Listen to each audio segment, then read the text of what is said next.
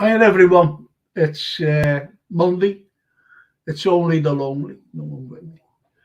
And over the weekend, you know, it's one of those things that happens. You get bad news, and I'm talking about bad news.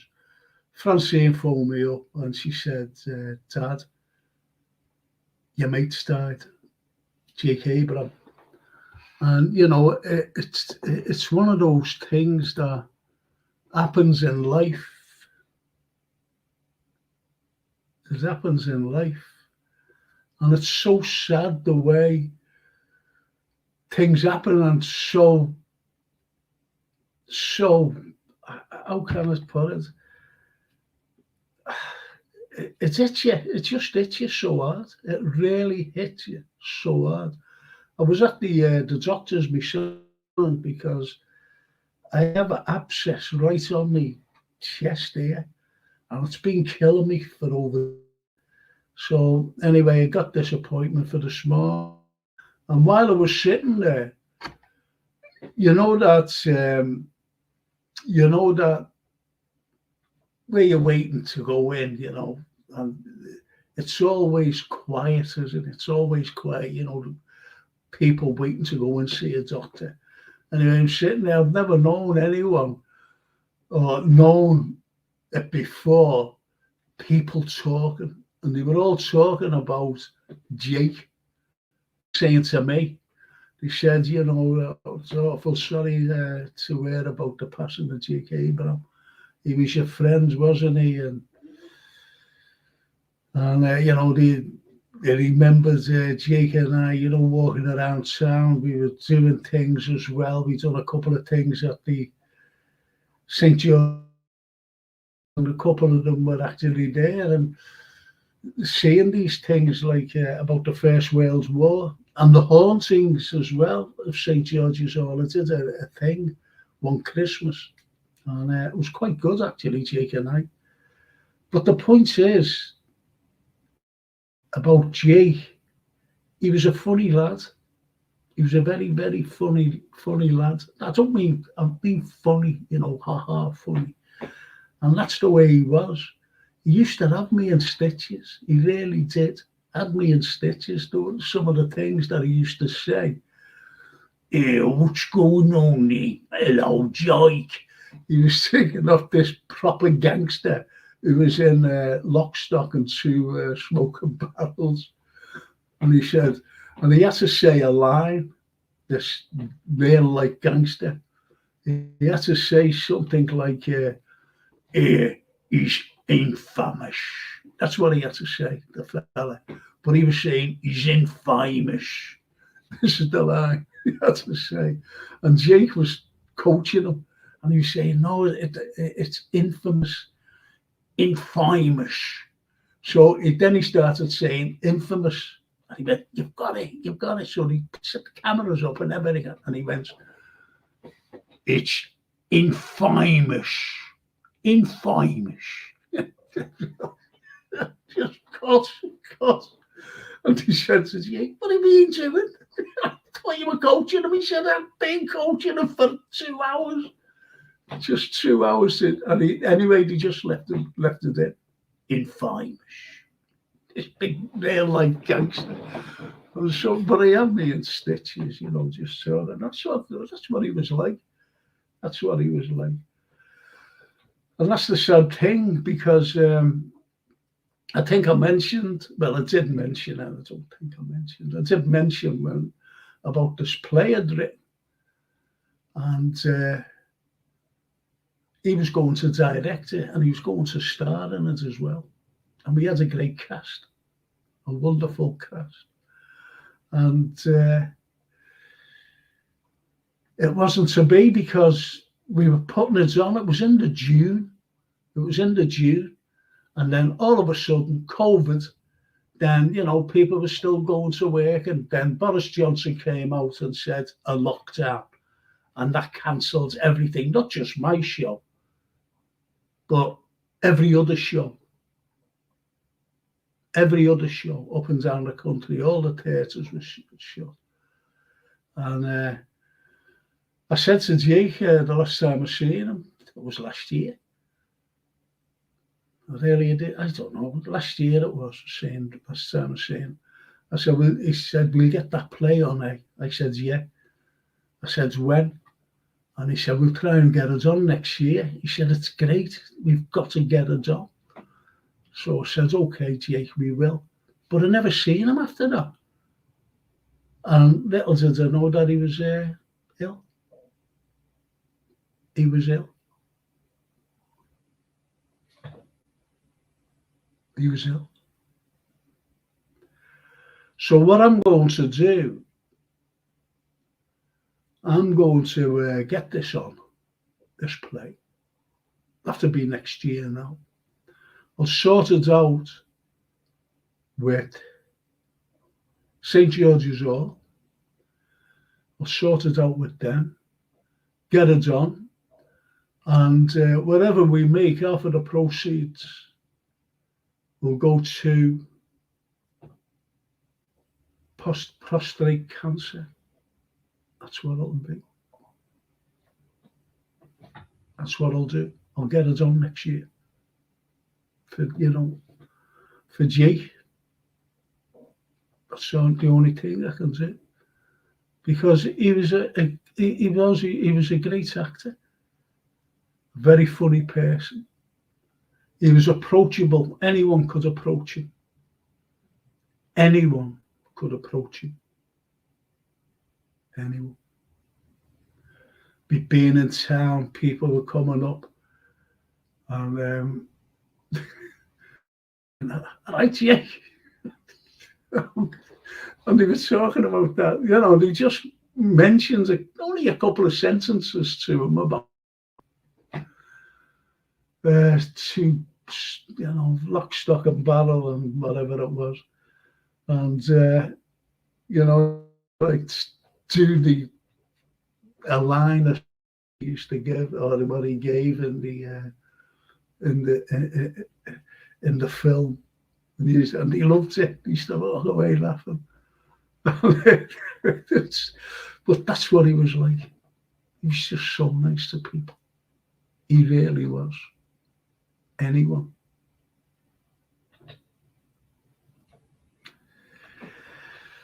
But as I said, I'll get it on. I'll get it on next year and see what we could do for this prostate. I'll just, whatever comes in, I'll just give half of the proceeds to it. So look out for, I'll tell you anyway, the reflection of Dickens, and it'll be a memory of. I'll show what I will do. I'll show you the poster. I'll show you the poster. I've got it in there, and you'll see it. You'll see the poster. Jake was directing it, as I said, and starring it. And he wasn't even going to play the big lead, by the way.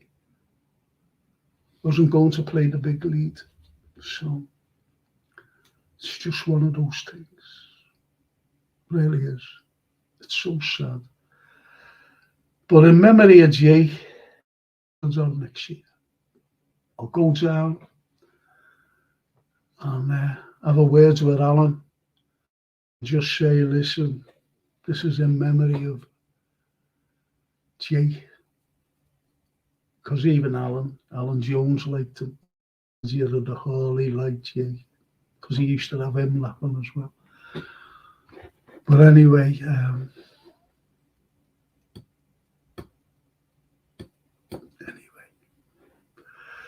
so I just want to thank the sponsors of the Frank Carlyle show. Gap Painting Services. Yes, Gap Painting Services. All-time served lads. Every one of them. Every one of them. Fully insured. Fully insured. There's a lot of there's a lot you can say about Gap Painting Services. And I'm not just saying this because they sponsor the Frank Carlyle show. Honestly, I'm not saying it. These lads go in, do the job. They're quick, tidy, do a wonderful job. They really do. And they're away again. You've got a brand new room, living room, bathroom, all, whatever. And they're brilliant. And if you're an NHS worker, you get a great, great discount. And if you're an OAP, and also a great discount. So please, get these lads in. Gap Painting Services. Oh, there's the number there. And it's always up anyway. The number's always up. They're a good firm, great people. And as I said, fully insured and fully time-serving lads. No cowboys. None of them. So I'll just go on to a few comments here. Let's see, before we start the show. Got it there. It's good tonight, actually. It is good, the show. Got a great clip as well. It's been asked for, by the way. It's been asked for. Mark Kinnish, evening, Frank. Hope you're well. What a weekend, eh? So sad about the news of actor Jake and that awful coach crash in Will on Friday. Driver, 15-year-old girl died with loads injured. So tragic. Yes. It's so sad. Good evening, Professor, says Charlie Wood. Good evening, Charlie. Hope you're well. And there's nowhere football tonight, as you know. And I won't be here tomorrow night. What I'm going to ask, by the way, is this. Is there anyone out there, you'll be reimbursed and everything with your petrol and whatever, who'd take me up to York if Francine can't take me? Just let me know. I'll ask again. That's if you've got a car, that is. I've got to be up there for 6. And I'm talking about the identity of Liverpool. Because what they've seen is Scouse, not English. So they want to know why this particular banner, Scouse, not English. And why, obviously, they're going to bring out why did at the cup final, remember the cup final, and they booed the national anthem. This is what they'll be going on about. But I'll be talking historically as well, because I'll be talking about managed decline. I'll be talking about why did we get our city status so late after we'd given the world loads, like the dock system, like the first railway system in the entire world. This is world everything. Passenger train service. We started it off. We built it. Us. The very first radio broadcast in the world. Think about that. The first electrified overhead railway in the world. First electric escalator in the world. The first X-ray in the whole of the country. I've always argued that it's in the world. But someone says, no, some German. No, it was here. But that's what I'll be talking about. That's our identity. That's our identity. Some of the greatest things happened here in Liverpool. Really did. And why we were forefront in the Industrial Revolution, especially with the dock system. That's our identity. That's why people were envious. The very first paved town in the whole of the country. The very first street signs in the whole of the country.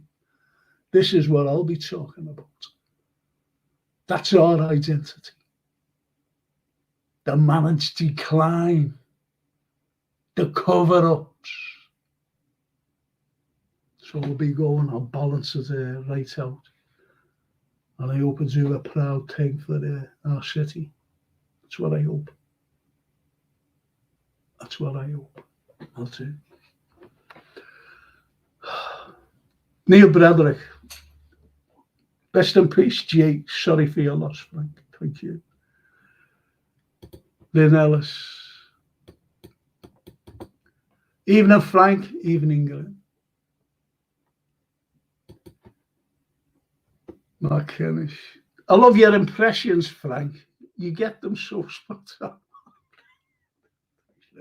Mr. Famous, infamous, infamous. Is that what you're talking about? Jake does a lot better than me. Thank you, Mark. Sorry about Jake, Frank. Fantastic actor, says Lynn. Thank you, Lynn. Yes. Sorry for your loss, Frank, says Charlie. Yeah. Karen Kariakin. I haven't seen Karen for years. Not years, years. This is such sad news, says Karen. Yes, Karen. Give me regards to Steve. The man with shovel arms. Yeah, Jared. That's great.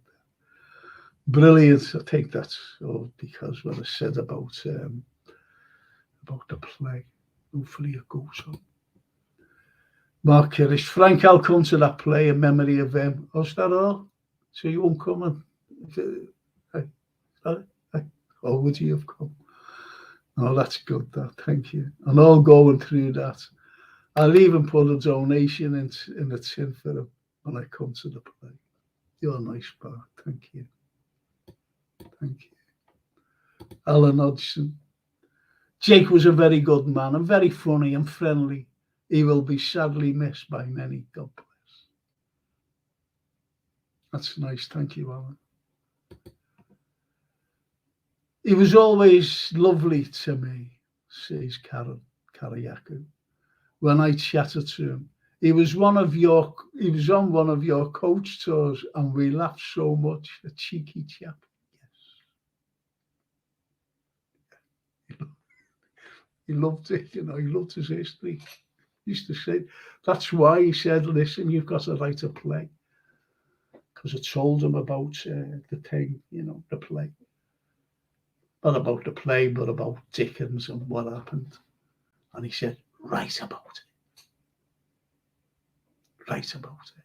So I said, okay, I will. And that's it. Oh, the sponsor of my show, Andy Gamble. Even Frank said about Jake, mate. Yes, Andy. And I hope you enjoyed your holiday, Andy. I really do. I hope you enjoyed your holiday. I remember seeing Jake in GB8. Funny man with great timing, says Charlie Wood. That's what he was great for. That's what he was great for. His timing, says Charlie Wood. Mark Simmons, or Simons. God bless Jake Abraham. What a great actor he was. Saw him at the Royal Court in Bleasdale play, and he was hilarious in it. He is with the Lord now, and in pain no more. Yeah, brilliant folks. Oh, I'm getting choked here.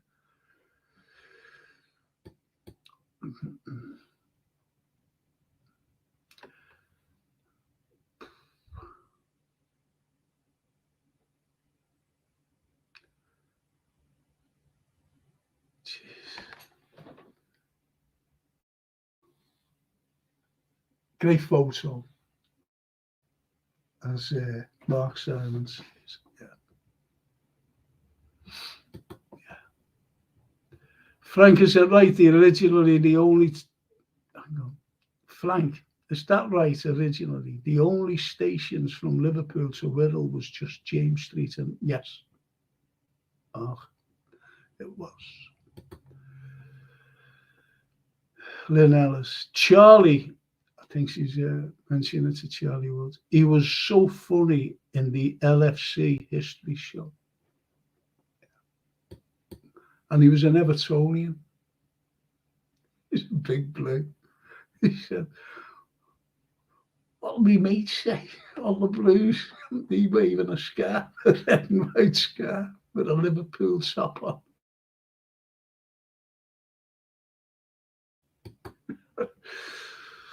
So sad for your loss, Frank. Blessings to Jake's family and friends. Says Redbird. Thank you, Redbird. Thank you. Thank you. David McIntaggart. You're not in relation to Francis McIntaggart, are you, David? Me mate, the barrister. Mark, I agree about Frank's impression. He does a belting one. Says Redbird. Yeah, what are you talking about? Yeah.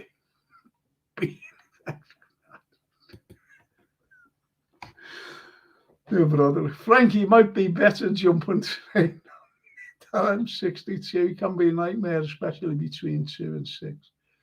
I can't. There's a reason why I can't get on the train.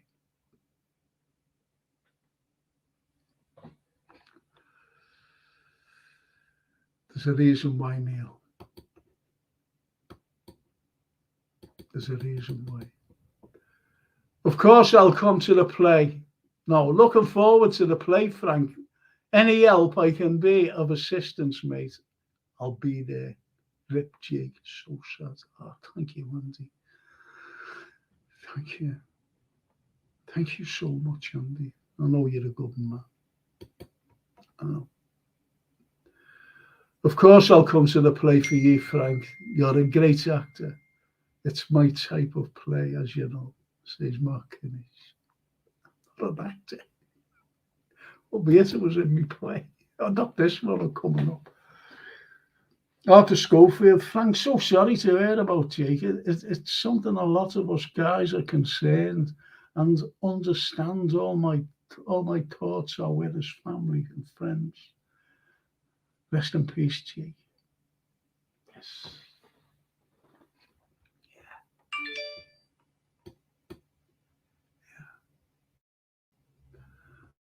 Oh, Mark Doyle. Jake made generous donations to our events, even in the one in July, despite being very ill. The mark of a lovely, warm-hearted fella. Rest in peace, pal. Yeah. And Mark does a lot for mental health, by the way. He climbs mountains and drags people up. He's never climbed a mountain in their lives. Mark Doyle. This is what people do. You know, they try to help charities. Done it in the past. So I think about it. That's every time.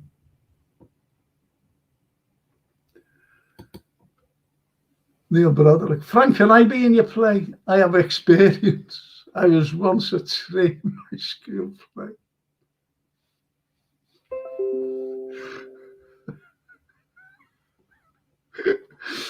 Yeah, we need a couple of trees. Redbird.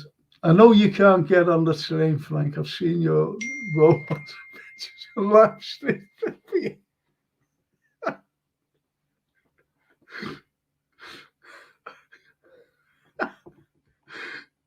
Thanks very much.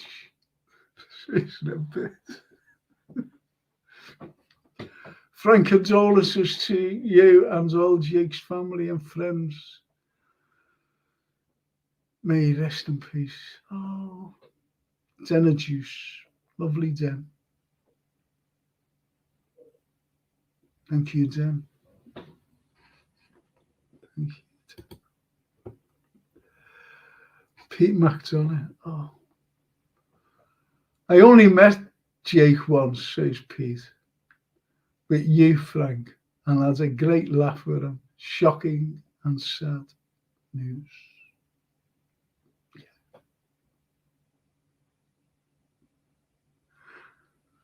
I remember I was filming one of the DVDs, and Pete, it was early morning, Pete came down. He was down by the dock.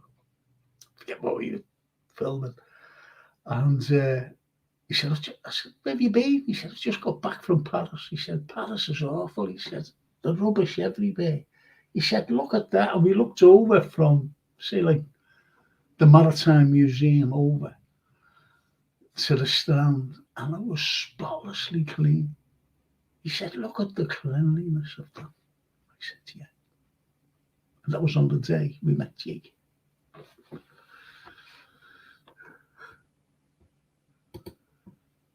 You show off Swiss anti-gamble.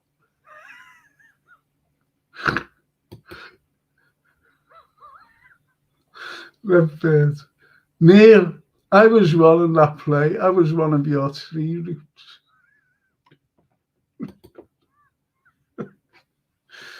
Your brother. Twice I will branch out. I think I'll branch out now. Anyway.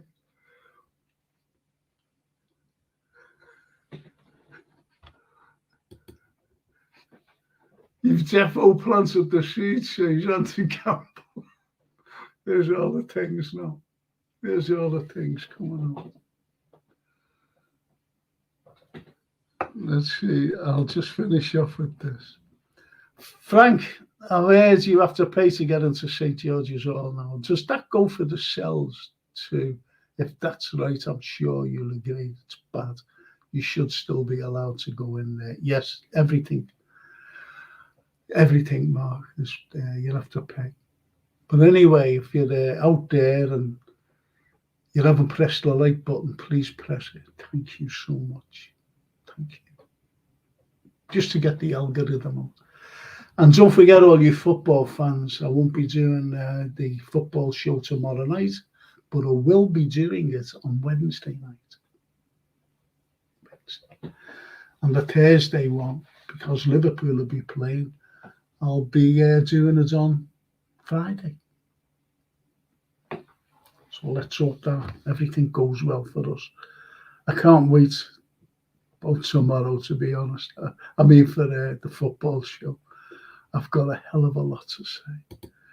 A hell of a lot. I digress. What about that 2,000-year-old tree cut down?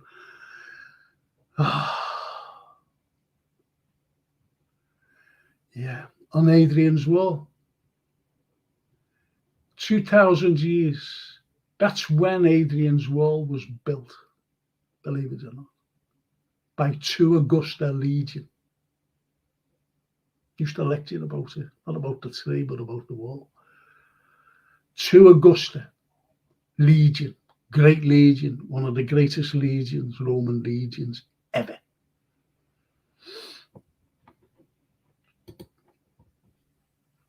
Charlie Wood says, no wonder I never made it in show business. You can't see the wood for the trees. You won't believe this, Charlie, but that particular saying comes from Prince Rupert. I can't see the castle for the trees.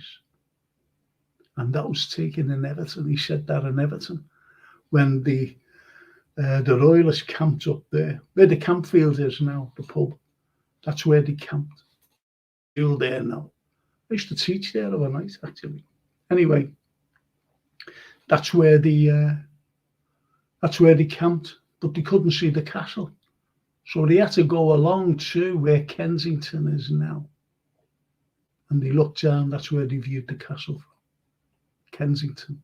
Because as he said, you can't see the castle for the trees. How about that?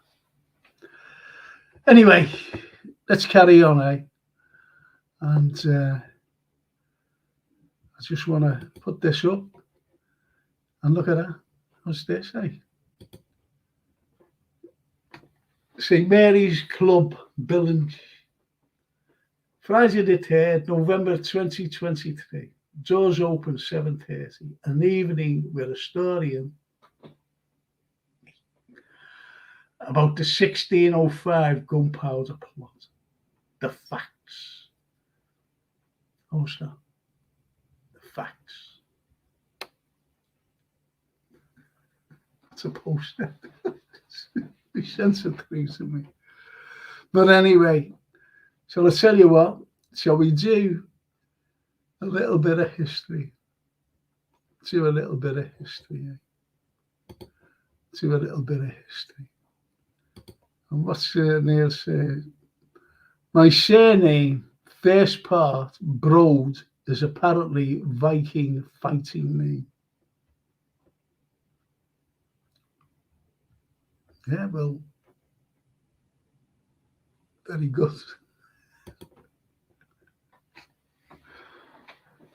Very good. But you were one of the urchins fighting everyone when you were a young lad, when you go on a match. All the ultras, fighting the other ultras. So shall we do a little bit of history? How about that? Just a little bit. And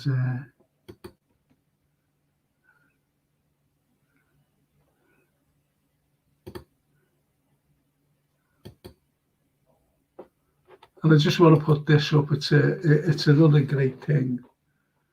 It's again, it's for suicide. Unfortunately, people do commit suicide, and it's legends of variety. Billy Butler. This is Butler's eldest. He's hosting the thing. He's good, Billy. He's a great host, by the way. Me mate Daniel Taylor. Great actor, great singer, great all-round entertainer, him. But he's a great actor, believe you me. Neil Tudor, Liam Haywood, Ivan Stacks. Ivan Stacks is a great crooner, by the way. He really is a great crooner, is Ivan. I did a talk at the Adelphi Hotel. For the Echo, actually, it was for the Echo, and Ivan was one of the main entertainers, giving out everyone all the croony things, you know. So it's good, it really is. Pauline Daniels, she's on.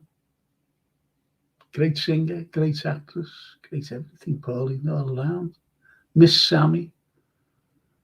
And X Factor finalist Brooks. Is that Sammy Brooks? X Factor finalist. Oh, that's good. I'm sorry, but I don't watch.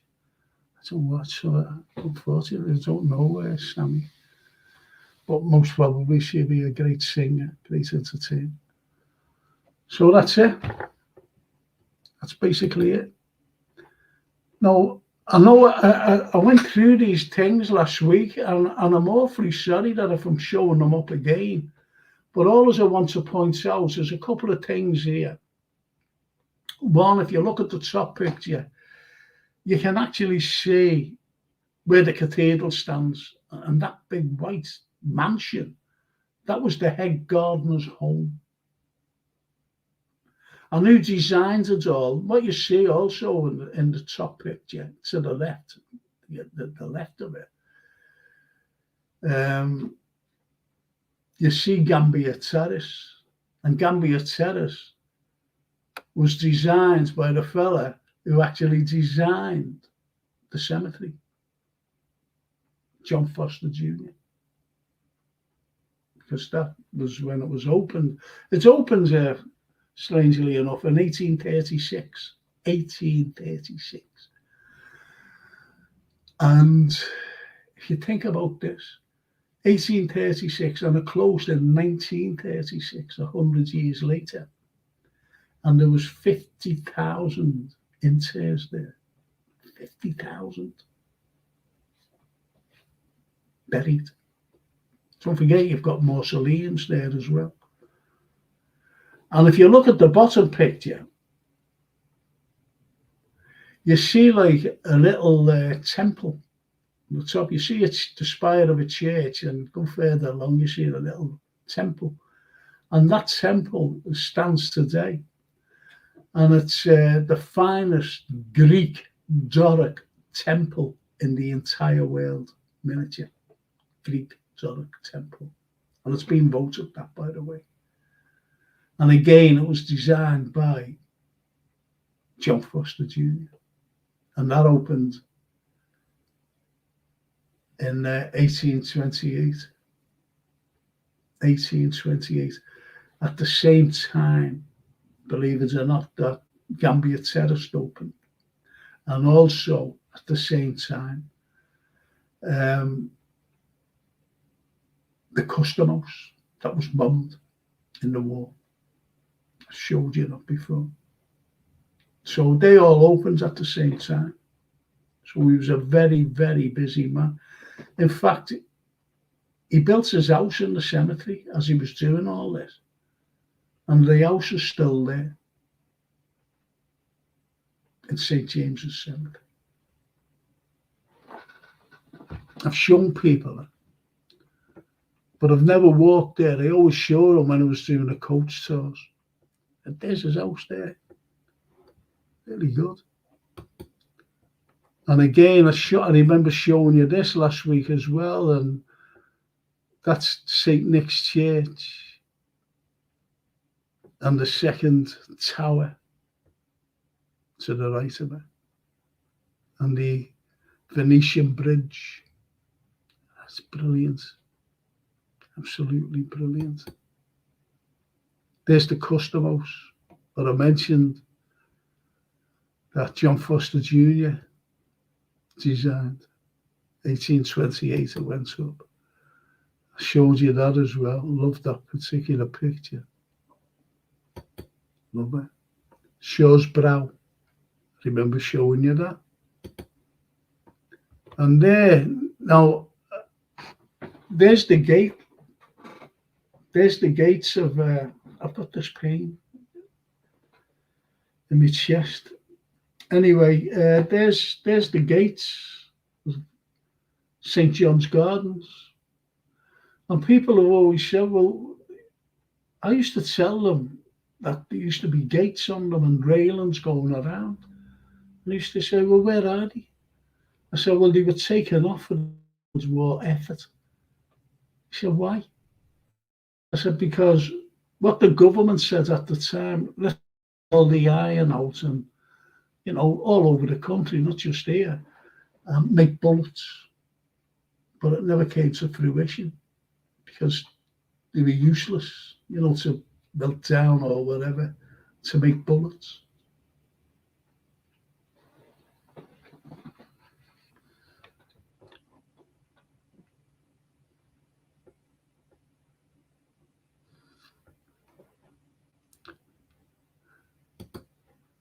The blogger says there was no such thing as Viking. It's a name the English had for raiding and apparently, and pillaging, by the way, raping and everything. Apparently, they never wore arms. It's a myth. No, the people who wore arms was the English. Them little mad helmets with the arms. They were the English. Believe it or not. It's to demonize, you know, like we get invaded, you know, by these Viking. Look at them, they're all monsters, and if you know what I mean.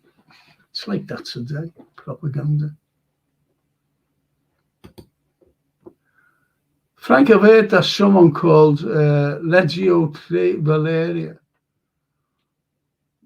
Valeria Victrix to do with Diva, known as Chester. Yes. Yeah. Yeah. But it was really to Augusta, man. To Augusta, because they went right around and right up to Scotland.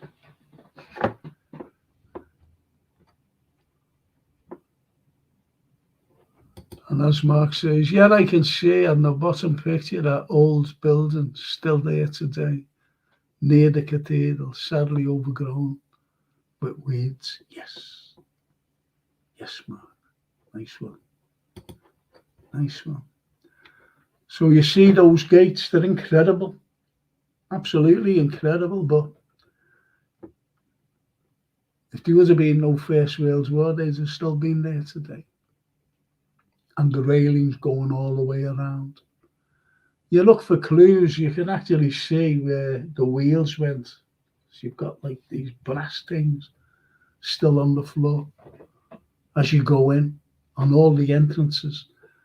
And if you look between the columns or the pillars, you'll see where the irons, the railings were put in place. Put in place. But just have a look next time you're in St. John's Gardens. Bold Street, as I said, at the bottom there, is the Lyceum, right at the bottom. Not the Flatiron as you look there, that goes up Bold Street and around the corner. Totally different, but it's the one further back in the background. That's the Lyceum. That's the Lyceum. It was actually built at Lyceum. It started to be built in the in 1700. No, it's 1796. 1796. And it was nearly completed. In all honesty, it was nearly completed, but it got complete, before 1800s, and it got completed in 1801. 1801.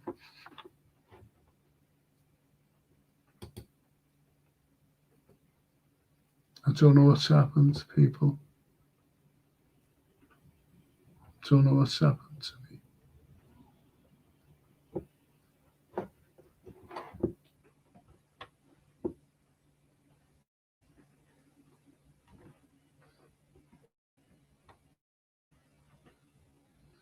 Don't know where this has come from. Me and Jay. I just don't know where that's come from. I'm awfully sorry about this.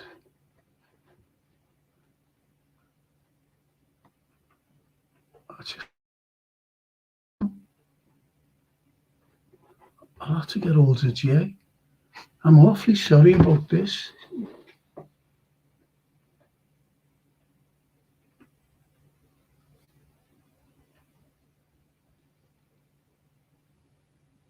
I don't know whether you can see me or not. I just don't know.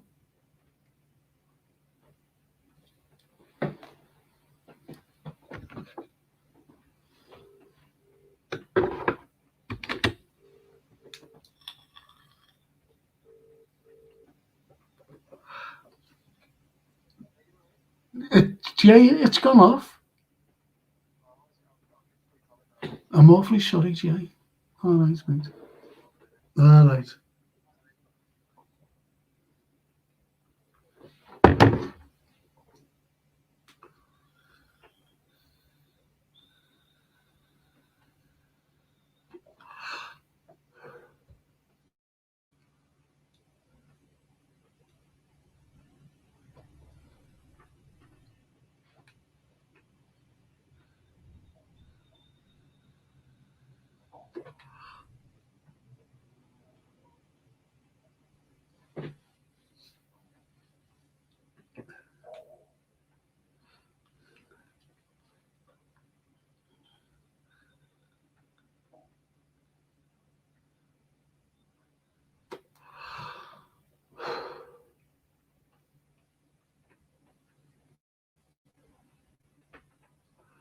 Back again.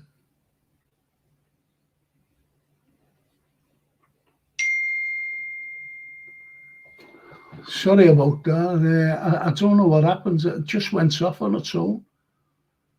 Just went off on its own. I'm awfully sorry. Oh, really sorry. Let's see what people are saying. I can see the Walker Art Gallery and the Sessions House through those gates. Yes, you can. And he carries on by saying, yes, sad about the Lyceum, just be, again seeing it. Yes. Yes. Sammy Brennan. Hello, Frank, just finished work, so rushed into me digs to catch your show. Thank you, Sammy. Thank you. Marcus. Okay. Marcus. Frank James Street. Frank James Street Station has an old tower part like Hamilton Square Station, didn't it? Wasn't it? The James Street one demolished during the war through the Blitz. Yes, it was, but I've just had a message off Jason. It was on, mate. Think you just clicked onto Facebook tab at the top. I never touched anything yet. Must have done something, mustn't I? I'm awfully sorry there, people. Oh, could see and hear you, Frank, says Jen. So here's me sitting there. I think I was off.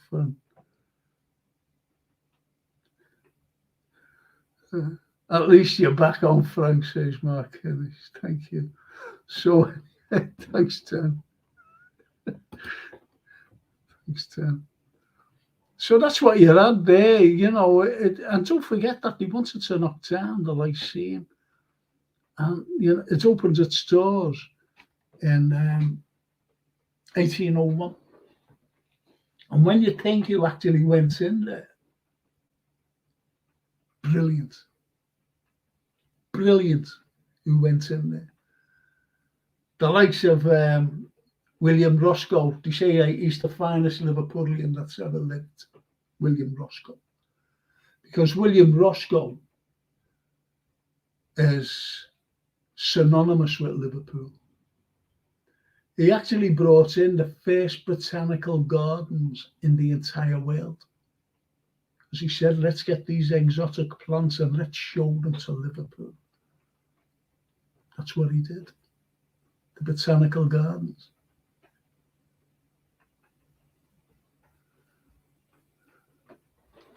If you know what I mean.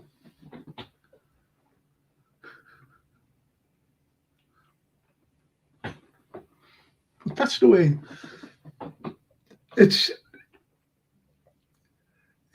one of those things that, you look at things and you see people who are wanting to knock the Lyceum down.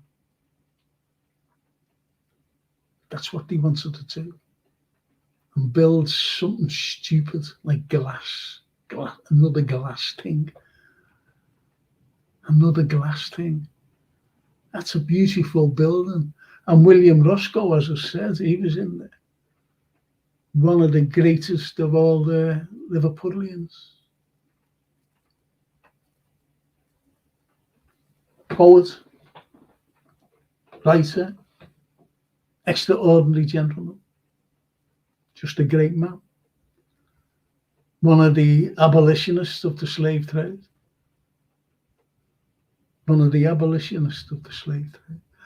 And people were terrified if the slave trade ended. He said that there'd be no work here.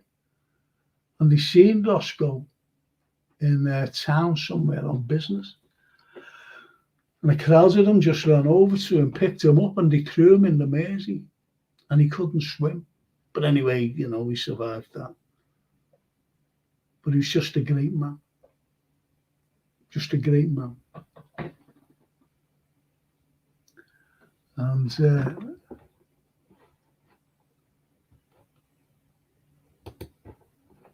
Sammy Brennan.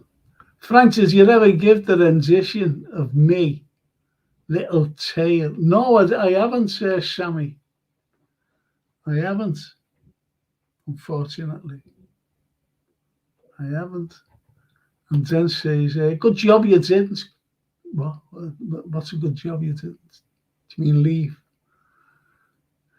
So I got no offers today. Just have to rely on our Francine to bring me up to York. God.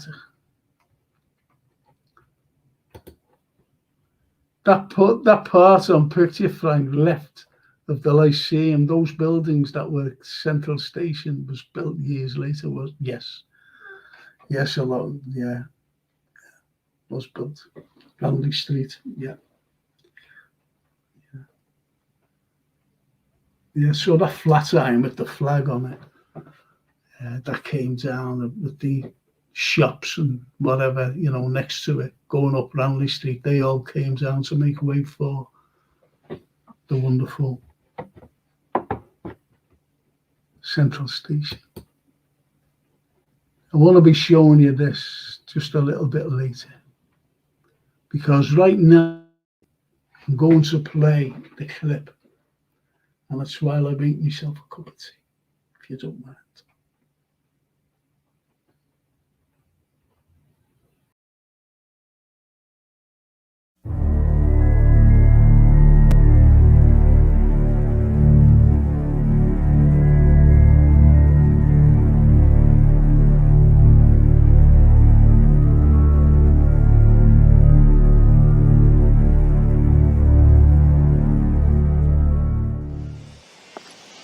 On October the 16th, 1883, there were two sisters known as the Black Widows, and they were arrested and charged with at least 4 murders.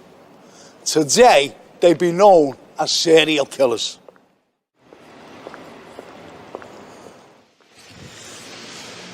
The two sisters, Catherine Flanagan and Margaret Higgins, were urged on by sheer greed.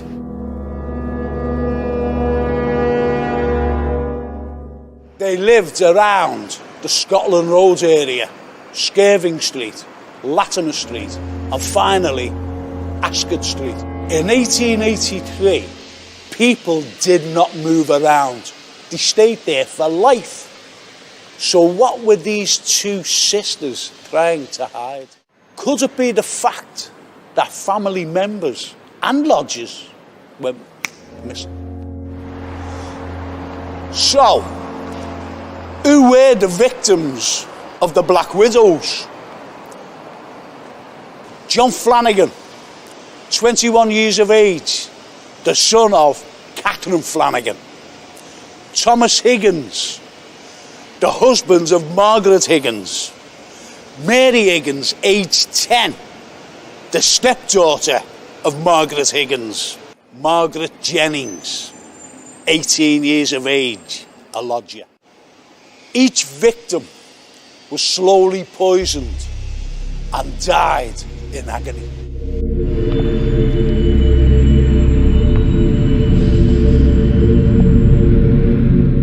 The deceased, Thomas Higgins' brother, Patrick Higgins, had thought something afoot here, because he was very sharp. And what had happened, he found out that his brother, Thomas, had been heavily insured for £150. He informed the police in turn informed the coroner, and the coroner had stopped the funeral right away. 150 quid doesn't sound much today, but in those days, 1883, it would buy you 2 terraced houses.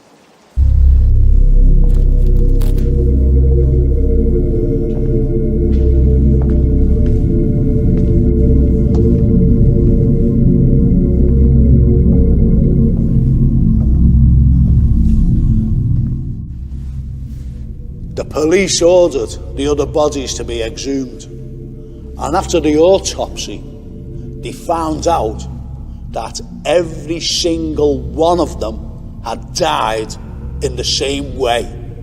They were poisoned.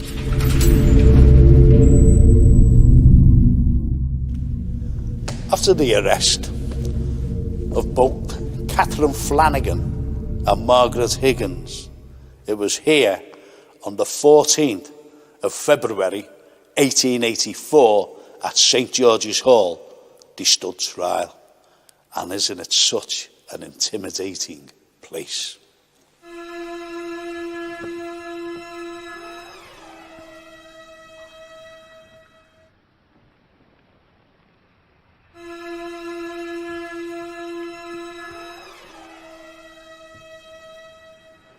The trial had lasted 3 days, and the jury found him guilty. And it was from here that they were led to the holding cell, awaiting their fate.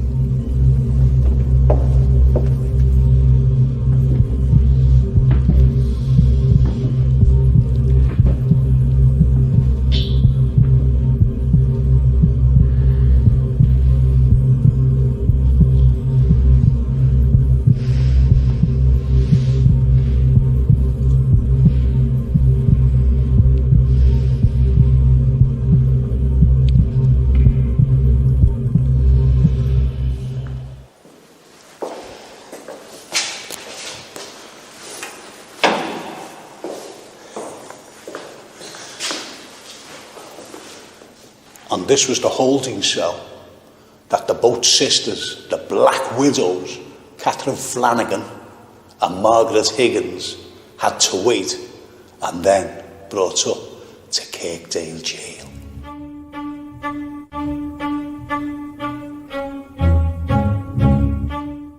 The cell itself looked very basic, nicely whitewashed walls. But believe you me, in 1884, when they were condemned to die, these cells were a horrible green colour. Dank, wet, vermin running around. So you can imagine the 2 women sitting here, waiting to be taken away.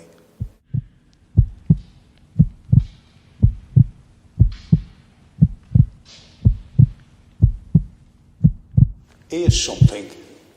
What if they wanted to spend their last penny of the insurance money? Have a look at this.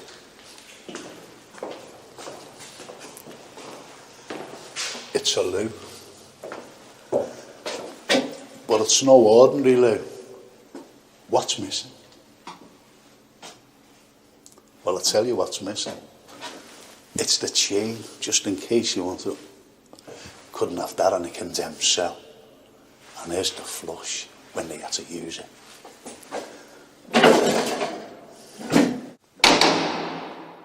When they were taken from here to Kirkdale Jail, the most notorious in Europe, in fact, Lubyanka in Russia was actually based on Kirkdale Jail. And it was there on the 3rd of March 1884 that both Catherine Flanagan and Margaret Higgins were hanged side by side in Kirkdale's execution shed during a snowstorm. And there ends the sad story of the 2 Scotland Road Black Widows.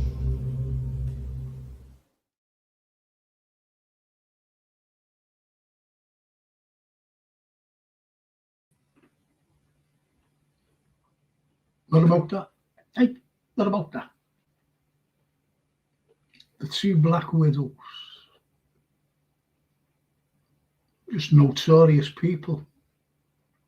And they reckon that they came over as widows from Ireland, and they reckon that, to get houses then, to buy a house, they must have murdered their husbands as well over there to get the insurance money. So they carried it on here in Liverpool. It's shocking. The thing is, I know that I was going to do a murder this week, but I've been so, with this thing on my chest every time. I'll do it next week. I'll do a murder next week. A couple of murders. I had them all lined up as well to do, but as I said, I was busy. I was at the doctors today. I was running it all weekend. It's just been horrendous for me. It's just been horrendous. Let's see what you're saying. Remember you saying, Frank, on the tour once about the cells, saying the walls would have been green, horrible green colour. It was a psychological thing. this type of green that they use. And they were dank, there was vermin running around as well. They weren't all clean and nice and white like you're seeing in the clip there. Horrible. Sammy Brennan. Frank, you was a mate of me, our fellas, but me mum remarried a fella called F. Rocks, but wondering, was he any relation of the man you've just been talking about? I'll have to do a bit of digging and find out. Oh, I don't know. I don't know, Sammy. I really don't. Yeah, yeah. I was a mate of your dad's, actually, Sammy. Great fella, Dad.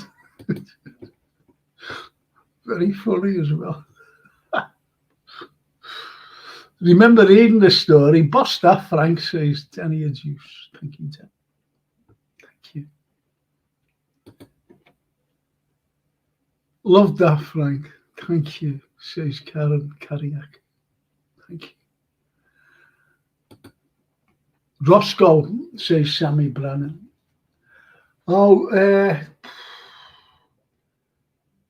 he was a very rich man. He brought Italian paintings over to William Roscoe. He was a poet. He was great for Liverpool. He really was great. He was a lawyer as well. Was Roscoe. He was born in Mount Pleasant, right by where the Everyman is, right by there.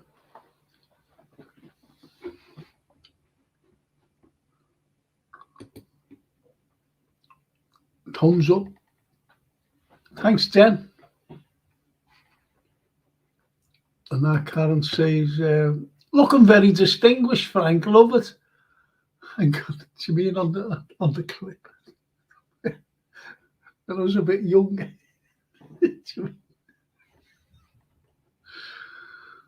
I just hope that Francine brings me to York tomorrow. Could you imagine me saying that I can't make it tomorrow?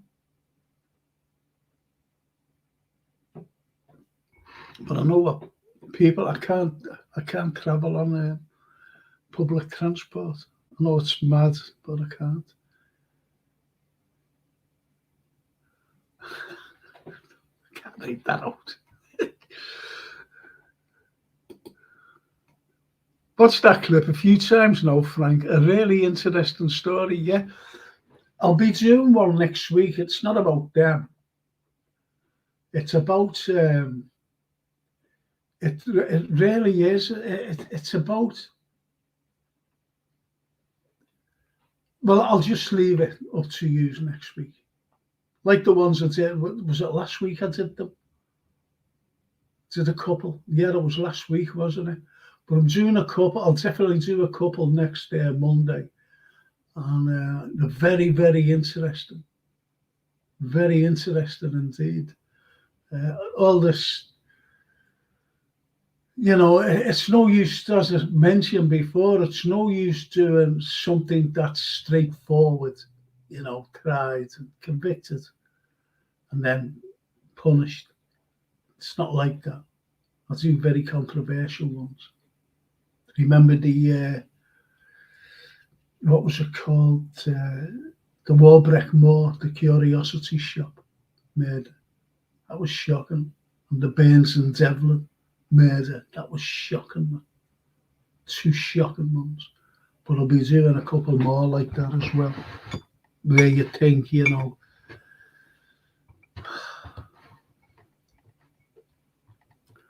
I'll do the case of a doctor as well. The case of a doctor. Medical doctor. Which will be good. Frank, sad news about actor David McCallum. Didn't surprise me about the BBC News not mentioning him in Violent Playgrounds, as we knew Liverpool never gets a mention by them. But yeah, another great actor. Yes, says Mark Kinnis, yes, totally. We were all playing around actually when we were kids. When we were kids, I was in that standing by the swings violent playground. Someone said to me once, "I've never seen you wearing a tie." This is when I was doing the. This is when I was doing all these DVDs and going to work with a suit and a tie, before I retired. Yeah, going into these lecture rooms and whatever. Anyway, sort of said, "Was you wearing? Never seen it. They seen it, you see, violent playground." He said, "We never seen you there wearing a tie, no, Frank. Don't behave yourself. I was only a little mad kid." No, now you are good. You're good. All right, I'm gonna take that up.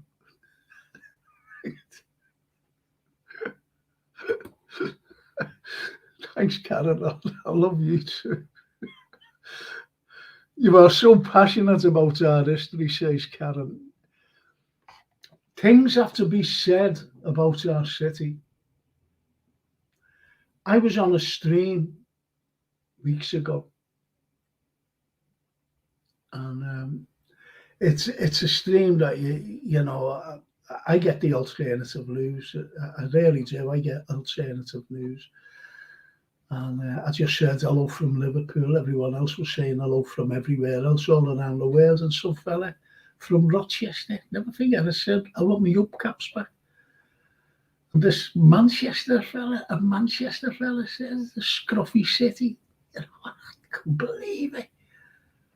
So no matter what, they haven't a clue. Having a clue about our city. They haven't a clue about our history. We've given more heroics as well. Heroics. VCs. Unbelievable VCs. And only one, Liverpool lads. Giving their lives. That's what gets me. Lee Brady. Hello, Frank. How are things? Not been so much in the last few weeks. I've missed a lot. Is there any info on Gapco injury? Not as much, but we will be talking about this. We'll be talking about this, to be honest. On Wednesday, I won't be doing the show tomorrow. I don't think, anyway. If I don't go to York, I'll be doing it. So if I don't get to York, I feel terrible if I don't go, because it'll be a bad name against us. It'll be a bad name against us. There's a lecturer from Liverpool who doesn't even show up after promising he would. I feel terrible. Was James Maybrick the Ripper, Frank, or not? I'm going to do, Mark, I'm doing it. I'm doing Maybrick. I'm going to do Maybrick. Believe you me.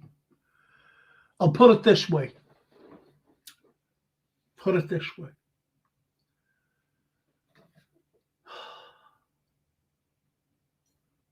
See, I always remember Tom Slimmer. I gave a lecture and he was there. Didn't know. And he came up to me and he said, "Hey, Frank," he said, "any chance of me using it?" Because he was writing in the Echo at the time. I don't know whether he still does. I don't read the Echo. And he said, "Can I put that in?" I said, "No." I said, that spoils the old of the stuff. And he went, "Okay."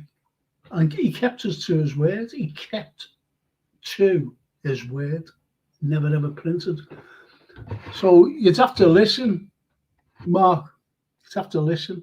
I'm not saying that I'll be doing it next week. It could be the week after. But I will be doing the James Maybrick. I will be. And it'll surprise you.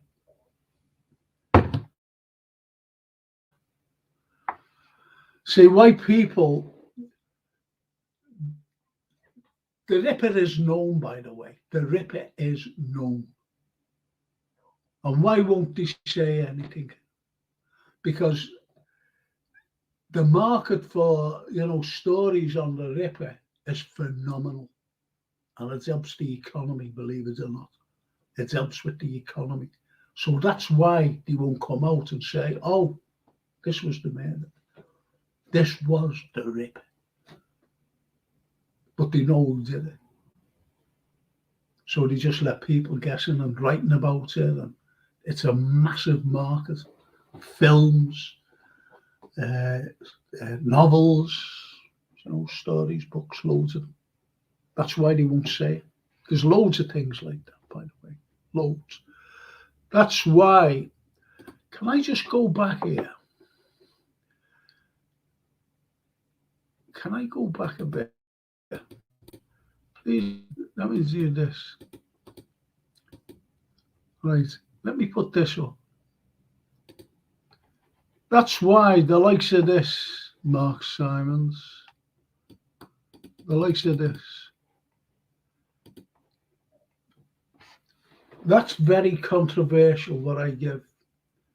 And someone asked me, or someone seen me giving a lecture about this, and I couldn't do it on the air. I really couldn't. It's too long. It's too intricate. And got hold of me. He said, "Would you do a lecture about?" I said, "Yeah, sure. I'll do it for you." I'm doing it for charity, by the way. And it's for prostate cancer. Isn't that strange? I was asked months ago to do it. Months. I said, yeah, I'll do it. So I'm just getting a lift there and a lift back. And everything that's going to prostate cancer. It's just like what I'm going to do with the play next year.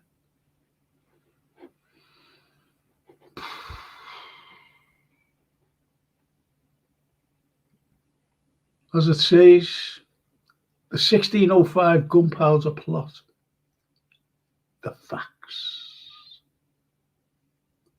The facts.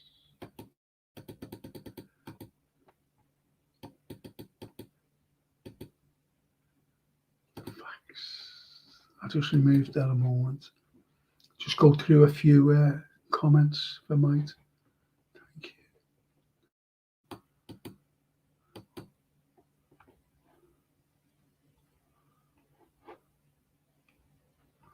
So, Mark, just bear with me on this, but I will do it. I will. I'll put a whole show on it. A whole show about James Maybrick and his wife Florence. Is that okay with you? I'll do that in a couple of weeks. Because there's a lot to it. Really is.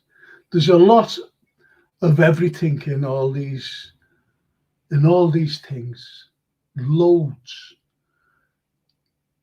Someone said that once, that I was a very controversial historian. And I said, I can talk about the First World War. I can talk about the Romans. I can talk about Napoleon. I can talk about the 1789 French Revolution. About the fella never gets mentioned, and it was Danton. A fella named Danton. He was the sidekick of Robespierre. And unbelievable what they were doing during the French Revolution. And it wasn't just the guillotine in Paris where people think, oh yeah, it's just it wasn't. It was all around the country. They were hanging them, they were shooting them, they were putting them to the sword. It was shocking what was happening. Shocking. Even if you supported the royals and you were just an ordinary man or woman, done your thing. Shocking. And everyone thinks that Napoleon has something to do with it. It didn't. Excuse me while I sleep, please. I can talk about the Russian Revolution, First World War, as I said. And you think about this poem, I'm not going to say it all, just the first opening lines of Wilfred Owen's poem. Well, two poems. One is this: what passing bells for these who die as cattle. Think about that. Just that opening.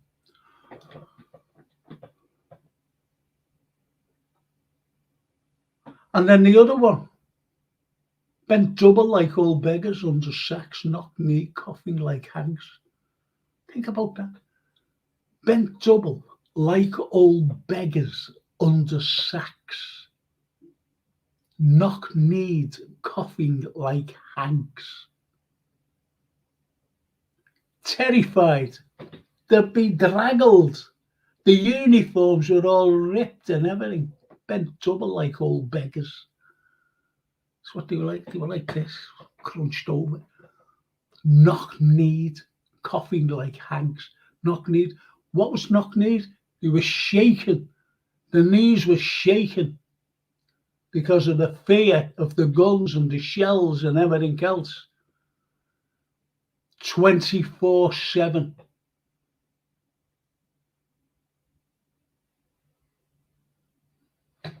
And coughing like hags, meaning everything coming out when the shells exploded, and you're getting the sulphur, you're getting everything, the smells. Just there yourself there. And this is what you have. This is what you have. You've only got to go back to.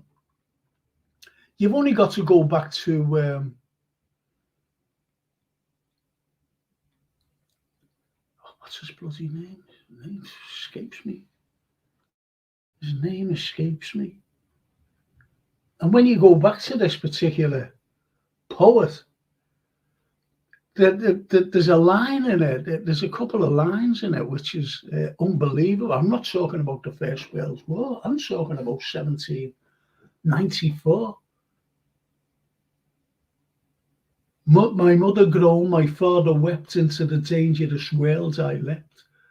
And when you, that opening of the poem, Songs of Experience, is about a child being born. And that child, from the moment it's born, 1794, it's a dangerous world. A dangerous world where most probably the child wouldn't survive. Wouldn't survive. Into the dangerous world I leapt. You think about that. William Blake, his name was. The poet, William Blake, loved Blake. And he wrote another poem. I wander through each chartered street near where the chartered Thames does flow. And every man of face I meet, marks of weakness, marks of woe. Weak men walking about, marks of weakness, marks of woe. And all the faces of ordinary men and women.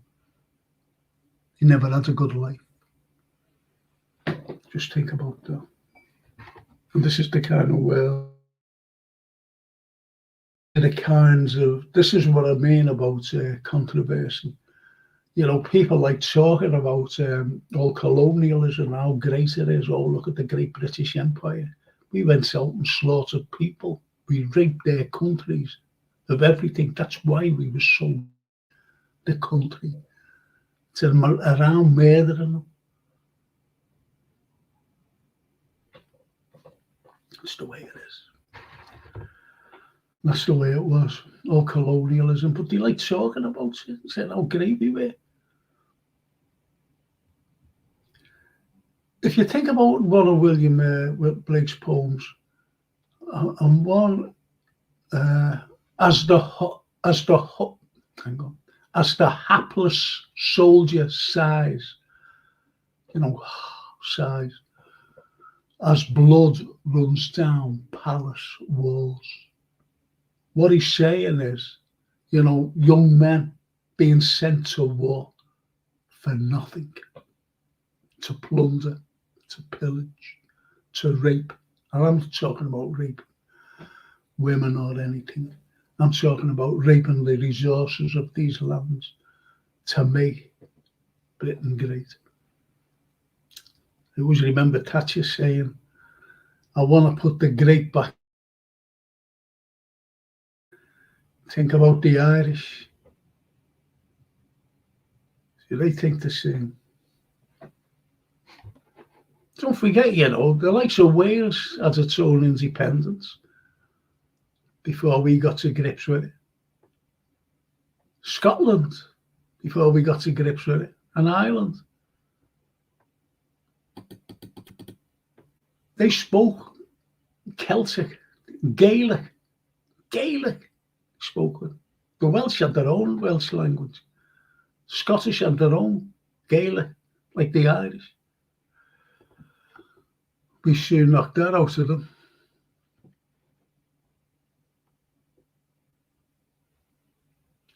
Pat Hutchinson, love your podcast. Very interesting when it's not footy. My pet hate, says Pat. Thank you, Pat.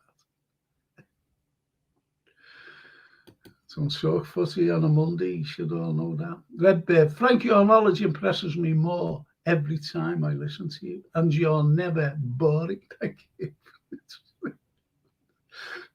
I appreciate that. Honestly, I'd say you mightn't think I'm only saying it, but I do appreciate that. Really, thank you. Thank you, Redbeard.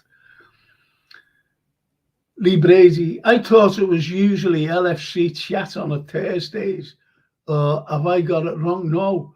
Love the history show just as much. No, Lee. Yeah. I've got Liverpool are playing Thursday, so I'm switching it to Friday, the football show. Tomorrow's show, I hope to be in York. I've been requested to go to York and to give Liverpool's identity, because we're so fed up with people slagging Liverpool off. I want to give my side of it. I want to give my side why Liverpool's great and what we've given them. Everything.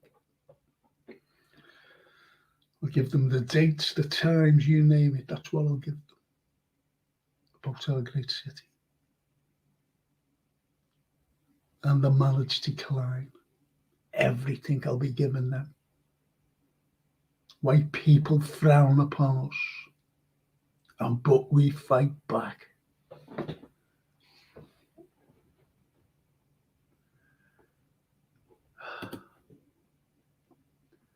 Frank, wasn't there a murder in around 1874 in Tyburn Street? Richard Morgan murdered by a gang called the Cornermen or something about that. No, what that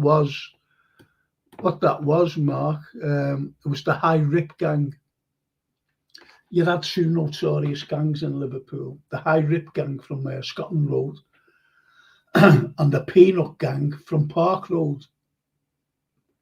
But there was a fella, he was out with his, excuse me, he was out with his mate and his girlfriend, and they were walking alongside Barn Street. And this fella, there was a couple of fellas just standing in the doorway, and he approached them, and he wanted something. Anyway, they mugged them, got them, they cleared them, and one of the lads died.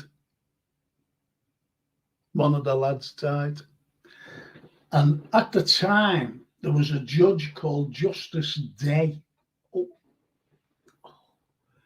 There was a judge named Justice Day. And what he actually said was this. He said, I'm going to hang, he went to Scotland Road. I think it was Ben Jonson Street he went to, Ben Jonson Street. You know who Ben Jonson is, don't you? If you're tired of London, you're tired of life. That's his most famous quote. Dr. Ben Jonson. But anyway, he went to Ben Jonson Street. And I say, if you're tired of Liverpool, you're tired of life. I just twisted a little. And a younger's gold watch fob, 18-karat gold chain watch over there. You know, the arms of a gaslight and gas lamps. And he said, if anyone takes that, I'll come down. I forget the exact terminology he used, but we'd say like a ton of bricks like today. And it was still there 24 hours later. And then he said, I want to know who did this murder of this young man who went out on a night, just a night out. And he was collared. And he was duly punished. He was hanged.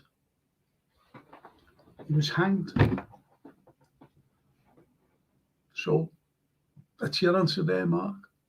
The High Rip Gang. Funny enough, the High Rip Gang and the Peanut Gang had it off. Had a big fight. And it was the High Rip Gang that came out on top. So they were the most notorious.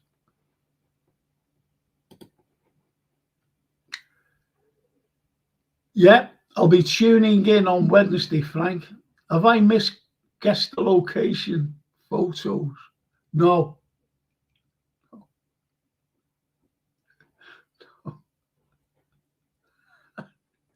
Just okay. Says Lee Brady. When they hear you in York, not only will they be impressed by what they will feel blessed. Thank you. Go get them. Frank. Thanks. Thank you so much.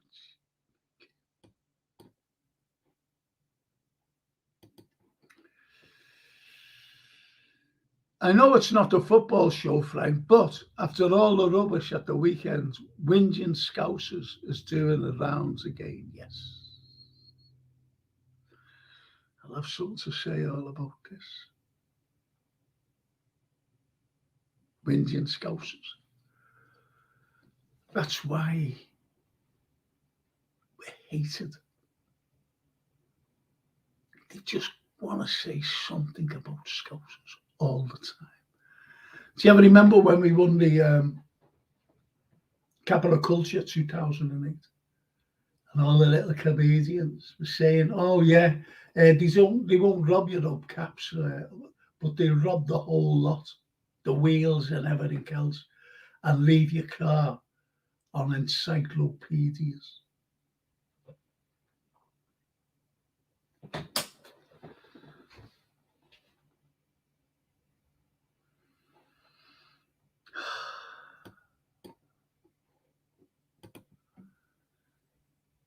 Lee Brady. Love them Tom Slemon haunted books. He did, yeah. I'll have to read them again. Good with historic elements in the stories about our city. It's very good. He was very good, Tom. I haven't seen him for years. I really haven't.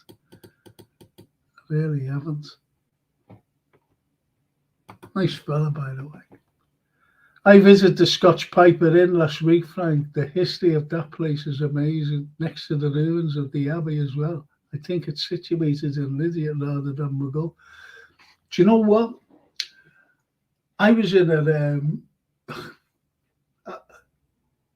I was in the Scotch Piper one night, and I was there at Ormskirk. I was up at Ormskirk in a panto. It was a Christmas panto, Cinderella. I'm not going to go into that. But anyway, I went to Scotch Piper one night on the way home, and it was freezing. Anyway, he was in there, And yeah, it is a great history. It really is. It really is a great history, the Scotch Piper. And it goes back hundreds of years ago. I think it was like around 1340 or something like mad like that. 1340. But I was in there and this fella asked me, he said to me, you're Frank? I said, yeah. And he said, I've got a DVD belonging to you. I said, why? What's it called? I said, it's not. I was joking with him, you know. And I said, I've got one missing. I said, the Wild Bunch. I said, have you got it? Because I lent the Wild Bunch out. And he went, no. I said, oh. I said, well, how have you got one of mine? He said, you made DVDs. And I went, oh, yeah, you mean them ones? I thought you meant like, you know, my collection of films. So you haven't got me Wild Bunch? And he went, oh. I don't think he was impressed with me, to be honest. I just got back from a little doing a thing and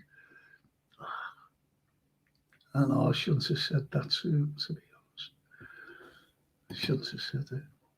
Great picture of our city's history, Pat. Pat Hutchinson says, yes.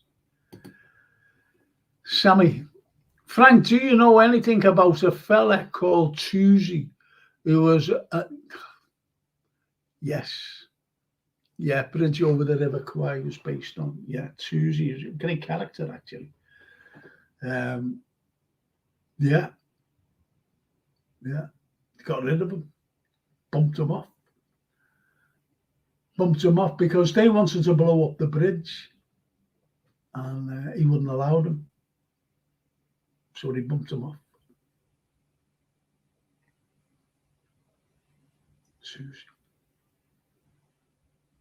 Colonel. He kept discipline in the camp, albeit that people were weak and everything else.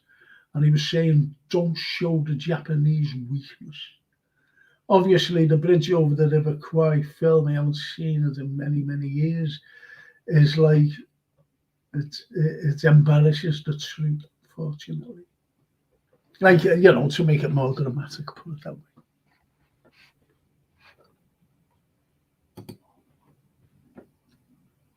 Mark Simons, Frank, was the man shot, the Scouse Freemason. Are you reading my mind here?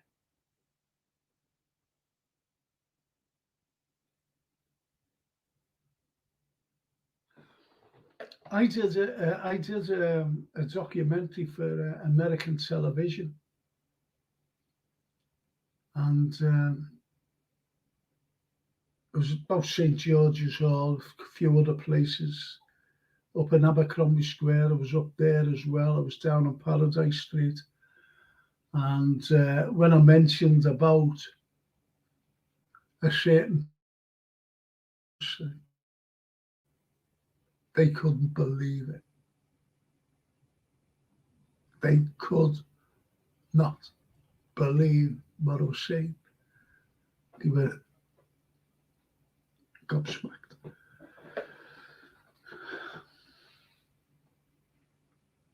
And the assassination of Lincoln.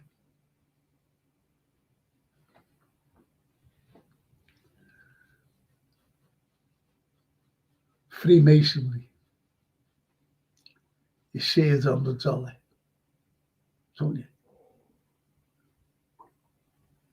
There's a headstone down in St. James's Cemetery, if you care to look.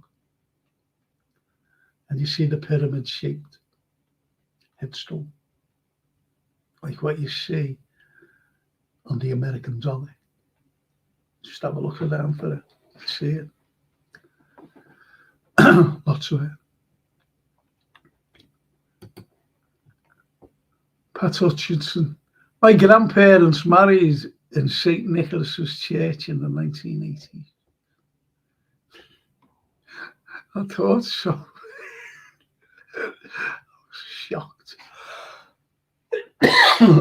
Excuse me. That was funny, though. I bet the 1800s. It's terrible when you get a digit wrong, isn't it? Just a little digit. It's like if you're writing something.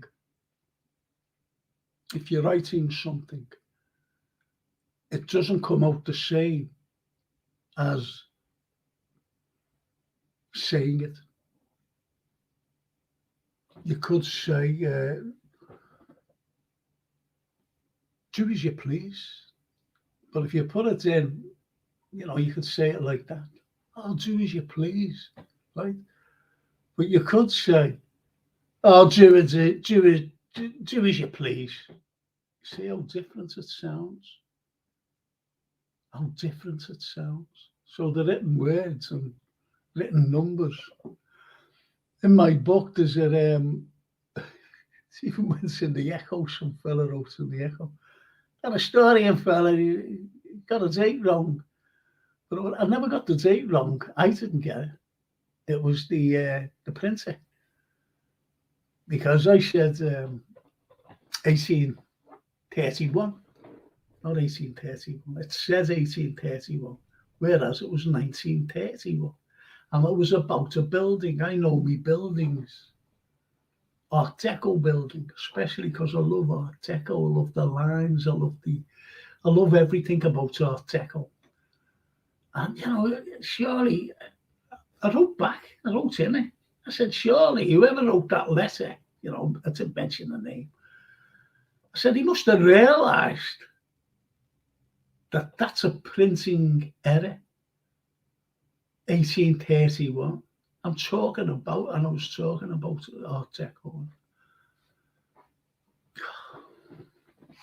Anyway, that's the way it is. So you got it right there, Pat. Excuse the late appearance, says Stephen's name. Even an old cuckoo's blown up and no electricity till now. Cuckoo's blown up. Oh dear. I hope you're all right, Stephen. I really do.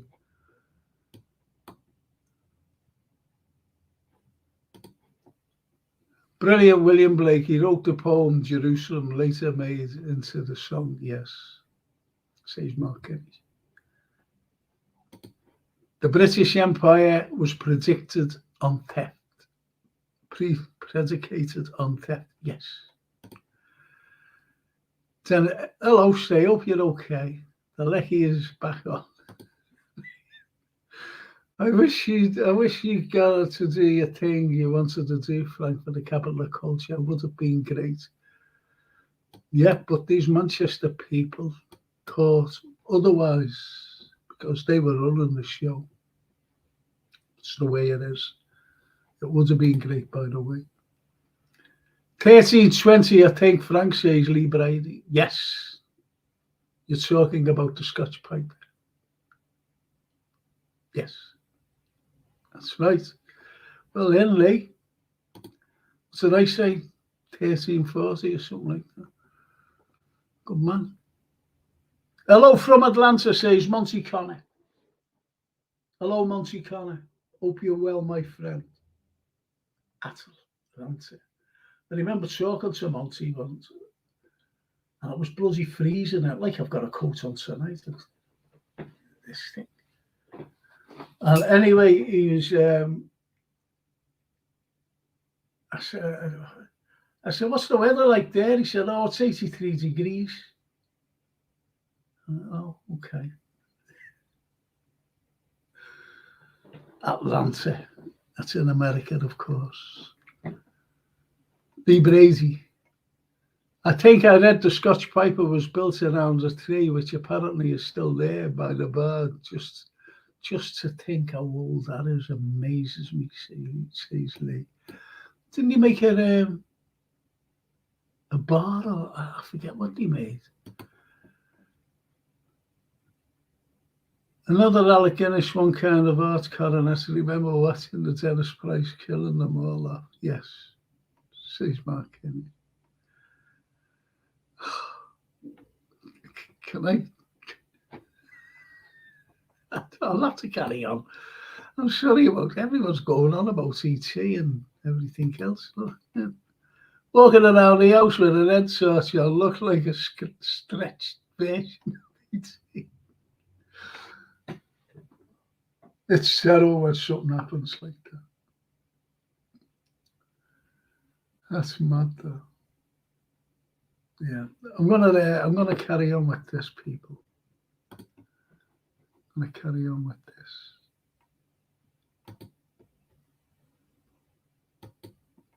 I want to show you this, and this is taken from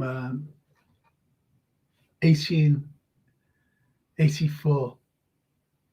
No, it's not. 1886, and it's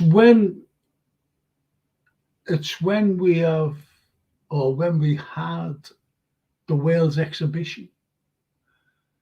You know, everybody's seen and heard of the Crystal Palace one, but no one has ever heard of the Liverpool one. And you can see loads of things on there, loads of them. You got a building that represents the Houses of Parliament. You've got a few. You've got the lighthouse, the first lighthouse built by the Greeks. You know, that there. That's everything. It was a Wales exhibition. It was unbelievable. It's fantastic. But it never, ever, ever gets mentioned by anybody. But always the Crystal Palace. Queen Victoria came up to open it. I tell you, he was there as well. I tell you, and he did. He stayed a few years actually. Wild Bill Hickok brought a rodeo show over with real proper Indians. He came back with, and with real Indians. And they used to have cowboys and Indians fighting, obviously. And Geronimo came over. He brought Geronimo over here. Not many people know that, but you do know. Geronimo.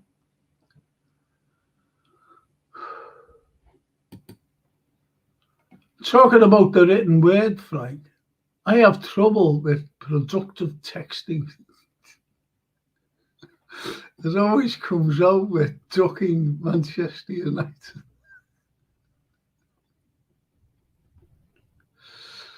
Don't we know it?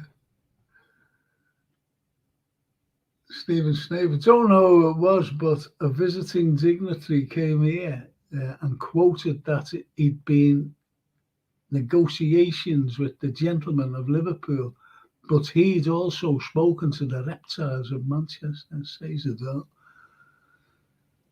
But there was a saying, Queen Victoria, when she was in the town hall, she was looking over exchange flags, and she said, the gentlemen of Liverpool.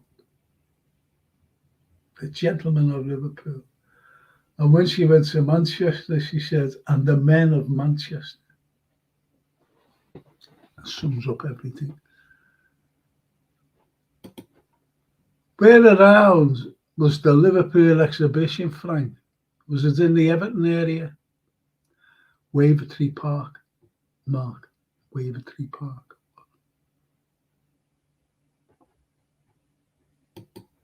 Those incestuous imbeciles, says Stevens.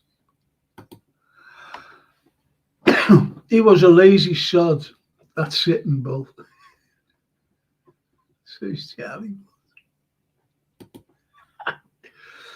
Stephen Snape sent you an inbox with some information, says Tim.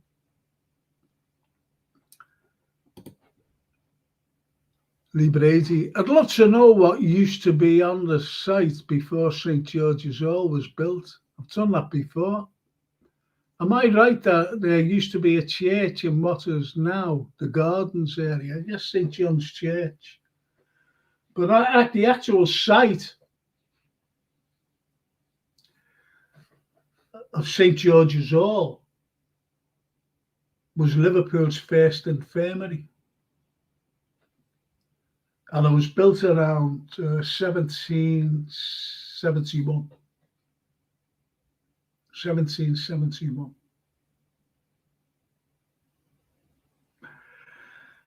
And he pulled it down in 1842 to build St. George's Hall. You know, there's a story behind why they pulled it down as well. But it was the first Liverpool infirmary because it was turned then into a lunatic asylum. But you can't say lunatic today, as you know. But we can, because I'm going back then to 1842, when it was knocked down. So that's what you've got on the site. So can anyone take me to York? Last chance. If you say no, you say no. You can't, you can't. Right, let's carry on with this.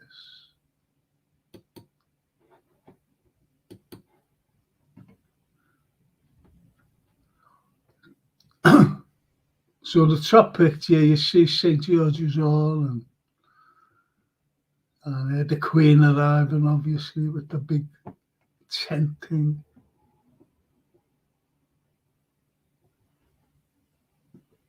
But it's brilliant.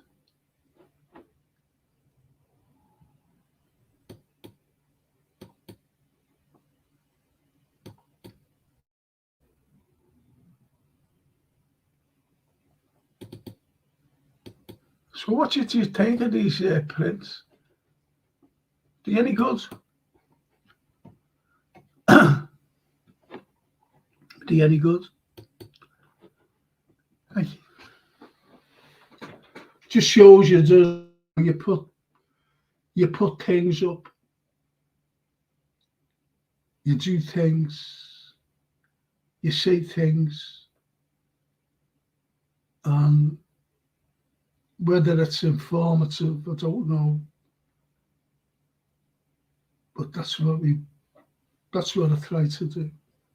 But as I said, I was going to do a couple of murders, but I've been there all week. I've been and in pain as well. I had sciatica as well. I couldn't sleep. I've hardly had any sleep even now. I had to be up early this morning, go to the doctors. It's just been a busy day. And I am tired, unfortunately. I'll be finishing soon.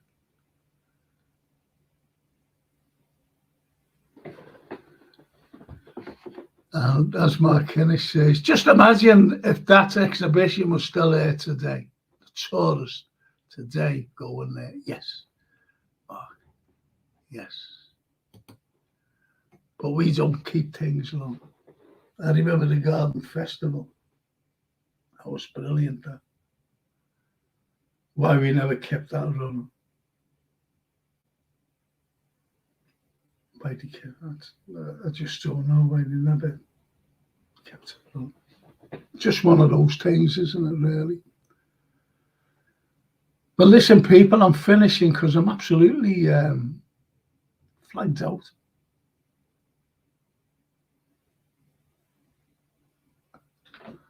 Are there any murders you'd like me to do? If you can come across it.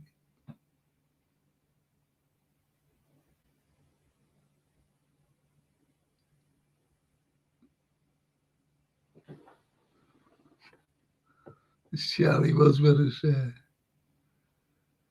Let's see. What happened to the statues on William Brown Street and the friezes on the gable end of St George's Hall? Any idea? Are you talking about the statues that was on the library? Because there were statues going around that were vandalised, smashed up by students visiting us. So that's all I can say, Mark. Sorry. Good night, Frank. Ingesting show again. Stay your predictive text. What about the cameo murders? I'm doing that next week.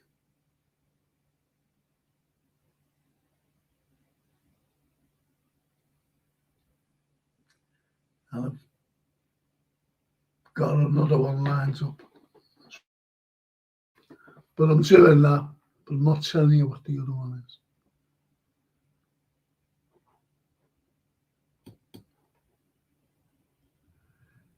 Mark, it's a great show, Frank, including Jason. I love William Brown, yeah. I love the William Wallace one, yeah. Take care to you all. Mark Simons, yes, Frank. That's lovely. Dinner juice. Night, Frank, take care. I hope it goes well at the docks. Nice all. That's lovely. So anyway, as I said, I'm flagging here, unfortunately. And I'll see you all Wednesday, football fans. See you all next Monday with a special murder, I'll tell you. And also the cameo murder. How's that? Thank you. And it's just for me to say to Jason, thank you, Jason, for supporting and looking after me, producing the show. Not only that, but also to Gap Painting Services, who were out. See, this Gap Painting Services, they're all fully qualified, all qualified men, great men. If you're an OAP, they're in and out, really. Great, reasonable prices, same as NHS people. And if you want your stuff done, just get it done. Reasonable prices. As I said, they're very quick, fully insured, fully time lads, fully time serve lads, that is. Anyway. So yeah, cameo murders and another one next week. Great show, Frank. Cameo murders. There's a twist to it, you know, by the way, Charlie. Twist to that murder. Great show, Frank, including Jason. I love the William Wallace here. Well, take care to you. See you next Monday. Good night. Yes, Frank.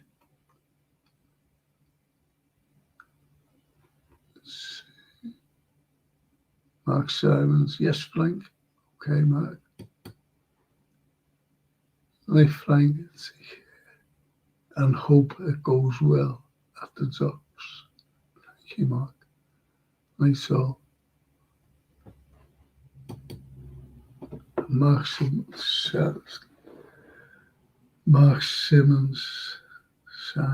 I don't know. Good night. God bless, Frank. Thank you, Mark. Have a safe trip to York, Frank. See you Friday. Thank you, Steve. And that's it. Just want to thank Jason for producing the show, Gap Painting Services, but most importantly, you lot. All you out there. Thank you for joining me tonight. Sorry I'm flagging at the end, but it's just come over me, the tiredness. Thank you so much. And I'll see you all again Wednesday, Thursday. No, it won't. Wednesday, Friday, Monday. Thank you so much. Good night. Good night.